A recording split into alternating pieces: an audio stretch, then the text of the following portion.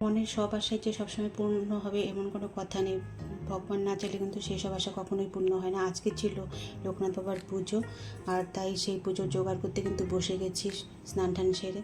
যাই হোক, তোমার দাদার ইচ্ছে ছিল বাড়িতে যখন ঘর হবে সেই ঘরে কিন্তু একটা লোকনাথ বাবার মূর্তি এনে পুজো করবে সবসময়।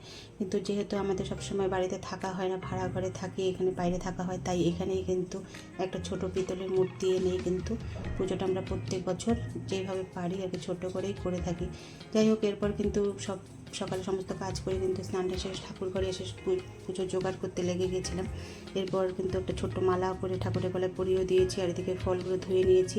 আর এবারে একটা কাণ্ড হয়ে গেছে, কী হয়েছে জানো, আমি একটা ডাব আগেই এনেছিলাম, দাদাকে বলেছিলাম, সেটা কিন্তু শুনতেই পাইনি। দাদাও কিন্তু ঠাকুরের জন্য একটা ডাব নিয়ে চলে এসেছিলো।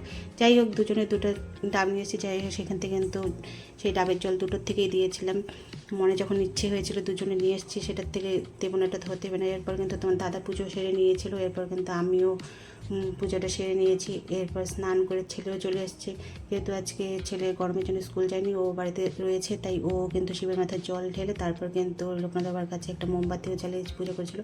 এরপর চলে এসেছিলাম রান্নাঘরে। সকালে একটু সিদ্ধ ভাত করেছিলাম, এরপর কিন্তু পুজো হবে, খিচুড়ি হবে না, তো হতেই পারে না, তাই খিচুড়ি বসিয়ে দিলাম, তার সঙ্গে তো সবজিও করেছিলাম। এই দেখো, আমার খিচুড়িও হয়ে গেছে, এদিকে সবজিটাও কমপ্লিট হয়ে গেছে। এরপর কিন্তু সবার জন্য প্রসাদও বেড়ে নিয়েছিলাম, তারপর সবাই ঘরে একটু দিয়েও দিয়েছিলাম প্রসাদ। তারপর কিন্তু দুপুরের খাওয়াটাও আমরা সেরে নিয়েছিলাম। ছেলে প্রায় সেই সময় কিন্তু খাওয়াটা প্রায় অর্ধেক শেষ হয়ে গেছিলো, আমারও শেষ হয়েছিল। আজকে একটা ছোট্ট ভিডিও কেমন লাগলো অবশ্যই কমেন্টে জানিয়ে।